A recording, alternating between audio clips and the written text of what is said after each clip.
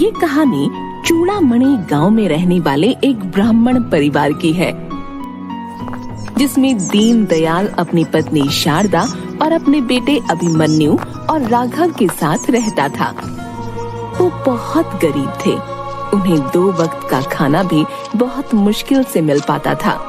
पंडित का बड़ा बेटा अभिमन्यु अपनी गरीबी की वजह से बहुत नाराज रहता था और वो अपने गरीब होने का जिम्मेदार अपने माँ बाप को मानता था, इसलिए वो उन्हें हमेशा ताना देता था। एक दिन दीनदयाल भिक्षा मांगने बहुत लोगों के घर गया, लेकिन उसे कहीं भी भिक्षा नहीं मिली और वो खाली हाथ घर आ गया। अपने पिता को खाली हाथ देखकर अभिमन्यु भड़क गया और बोला, आ गए फिर हाथ झुलाते। आज भी मुझे भूखे पेट ही सोना पड़ेगा। मेरी तो किस्मत ही फूट गई इस घर में जन्म लेने के बाद। न जाने कौन सी घड़ी में भगवान ने मुझे इस घर में पैदा कर दिया था। इस घर में जब से जन्म लिया है तब से कभी ढंग का खाना नसीब नहीं हुआ है। तेरे बच्चे नहीं जो इस तरह से तू उनसे बात कर रहा है। इन्होंने आज तक एक पिता होने का कौन सा फर्ज निभाया है जो मैं इनसे तमीज से बात करूं? अपने बेटे की ऐसी बातें सुनकर दीनदयाल बहुत दुखी हो जाता है। उसकी आंखों में आंसू आ जाते हैं। वो अपने आंसू छिपाते हुए अपने छोटे बेटे राघव को लेकर लेट जाता है। हर रोज अभिमन्यु अपने पिता को भला बुरा कहता, लेकिन उसके पिता उसे कभी कुछ नहीं कहते। कुछ सालों बाद अभिमन्यु और राघव अब बड़े हो चुके होते हैं और वे अपने पिता की तरह ही भिक्षा मांगकर अपना गुजर बसर करना शुरू कर देते हैं, लेकिन उनसे उनका गुजारा बहुत मुश्किल से हो पाता था। एक दिन, राघव चल, हम आज दूर कहीं भिक्षा मांगने चलते हैं। यहाँ तो हमें कोई कुछ देता नहीं है। नहीं भैया, ज्यादा दूर नहीं जाते वरना तक्षक आ जाएगा। चल जल्दी आ जाएंगे। और ये तक्षक वक्षक कुछ नहीं होता। नहीं भैया, होता है तक्षक, माँ ने मुझे बताया है। राघव अपने भाई की बात मान लेता है और वो दोनों भिक्षा मांगने के लिए निकल जाते हैं। थोड़ी दूर चलने के बाद उन्हें बहुत सारे घर दिखते हैं, जिन्हें देखकर वे दोनों खुश हो जाते हैं और दोनों भिक्षा मांगना शुरू कर देते हैं और हर घर से उन्हें कुछ न कुछ मिल जाता है। थोड़ी देर और चलने के बाद उन्हें एक घर मिलता है। वो वहाँ भी भिक्षा मांगने के लिए रुक जाते हैं। भिक्षाम देहि, भिक्षाम देहि।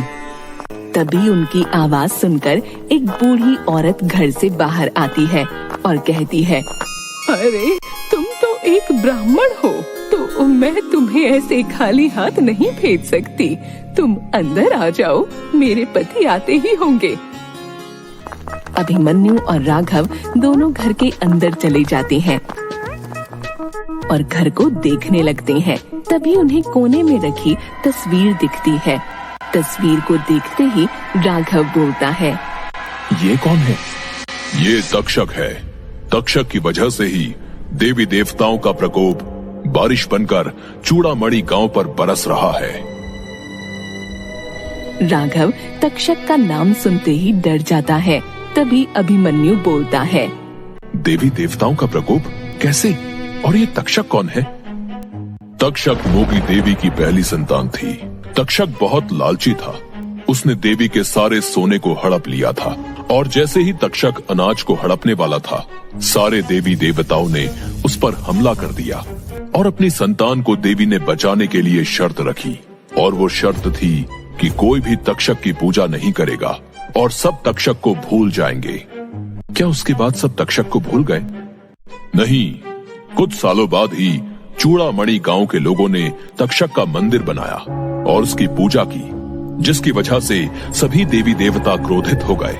और तब से लेकर आज तक देवी देवताओं का गुस्सा चूड़ामणि गांव पर बारिश बनकर बरस रहा है। लेकिन लोगों के द्वारा मंदिर बनाए जाने पर तक्षक बहुत खुश हुआ और खुश होकर उसने अपना सारा सोना मंदिर को समर्पित कर दिया। क्या वो सोना अभी भी उस मंदिर में है? हाँ, ऐसा कहा तो जाता है कि उस सोने को पाने के लालच में कई लोग वहां गए, लेकिन वापस नहीं आए। राघव उस आदमी की बात सुनकर बहुत डर गया था और डरते हुए वह अपने भाई से कहता है, भैया चलो यहाँ से, मुझे बहुत डर लग रहा है। डर मत पागल, यहाँ थोड़ी ये तक्षक, अभी चल रहे हैं घर। दोनों भाई घर आने लगते हैं। अभिमन्यु पूरे रास्ते उस आदमी के द्वारा कही बातों को सोचता रहता है और खजाने की बात उसके दिमाग में गूंजने लगती है और उसके मन में भी। और लोगों की तरह उस खजाने को पाने की लालच में वह आ जाता है और उस मंदिर में जाने का फैसला करता है। अगले दिन वो बिना किसी को बताए उस मंदिर की ओर चला जाता है। तभी राघव अभिमन्यु को रोकता है। भैया आप कहाँ जा रहे हैं? मैं तक्षक से मिलने जा रहा हूँ, चलेगा? नहीं भैया, वहाँ मत जाइए, वहाँ जाना ठीक नहीं है। तुझे जाना है तो जा, लेकिन मैं तो आज खजाना लेकर ही आऊंगा। नहीं भैया, मैं अकेले आपको छोड़कर कहीं नहीं जाऊंगा। आप चाहे गलत करो या सही, मैं हमेशा आपके साथ रहूंगा और हमेशा आपका साथ दूंगा। दोनों मंदिर पहुंचते हैं। वहाँ आज भी बहुत तेज बारिश हो रही थी और बिजली कड़क रही थी। हर रोज की तरह राघव अपने भाई को समझाने की बहुत कोशिश करता है, लेकिन वो नहीं मानता। और जैसे ही वो दोनों मंदिर में अपने कदम रखते हैं, बहुत तेज बिजली कड़कती है, जिसे देखकर अभिमन्यु और राघव डर जाते हैं और राघव अपने भाई को फिर से मना करता है। भैया मत जाइए, देखो कितनी तेज बिजली कड़क रही है। तुझे चलना है तो चल, मेरा दिमाग मत खराब कर। राघव अपने भाई को अकेला नहीं छोड़ना चाहता था, इसलिए वो उसके साथ चला जाता है। वो दोनों मशाल जलाकर जैसे ही मंदिर के अंदर घुसे, वैसे ही बहुत तेज तेज हवाएं चलने लगीं। और जैसे ही वो दोनों आगे बढ़े, वहाँ मरे हुए लोगों के शरीर कंकाल पड़े होते हैं और वहाँ बहुत गंदी बदबू आ रही होती है। वो दोनों अपनी नाक बंद करके चलते रहते हैं। तभी उन्हें एक डरावनी आवाज सुनाई देती है। आवाज सुनते ही वे दोनों डर जाते हैं और इधर उधर देखने लग जाते हैं। भैया ये सब क्या हो रहा है? मुझे बहुत डर लग रहा है। अब यहाँ तक आ गए हैं तो खजाने की झलक तो देख लें। तभी अचानक से ऊपर से बहुत सारे कंकाल गिरने लगे और दोनों बचाओ बचाओ चिल्लाने लगे।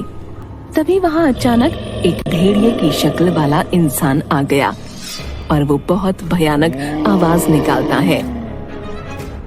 उस इंसान का पूरा शरीर जला हुआ था और वो उन दोनों को घसीटते हुए हस्तर की मूर्ति के पास ले जाता है, जहाँ बहुत सारा सोना था। लेकिन अचानक से वो इंसान कहीं गायब हो गया। ये देखकर अभिमन्यु राघव से कहता है, राघव अब हमारे सारे सपने पूरे हो जाएंगे, जल्दी सोना उठा। राघव बहुत डर चुका था। वो डर की वजह से कांपने लगा और वो सोने को हाथ नहीं लगाता। लेकिन उसका भाई सोना उठा लेता है और राघव के साथ तेजी से बाहर जाने लगता है। तभी बहुत तेज आंधी चलने लगती है। अब इस मौसम को क्या हो गया? इतनी तेज आंधी चल रही है। तभी वहाँ किसी के चलने की आवाज आती है और जैसे ही वो दोनों पीछे मुड़कर देखते हैं, उनके पीछे आधे जले हुए भेड़ियों की फौज आ रही होती है, जिनके शरीर अभी तक जल रहे होते हैं। ये देखकर दोनों भागने लगते हैं। मैंने बार बार आपको मना किया, लेकिन आप नहीं माने। आज आपकी वजह से मैं भी इस मुसीबत में पड़ चुका हूँ। काश मैंने आपका इस गलत काम में साथ न दिया होता। मुझे माफ कर दो, मेरे लालच की वजह से ये सब हुआ। वो दोनों अपने आप को बचाने की बहुत कोशिश करती हैं, लेकिन वो भेड़िए उन्हें नोच नोच कर खा जाते हैं और उनका बाकी का शरीर जल जाता है।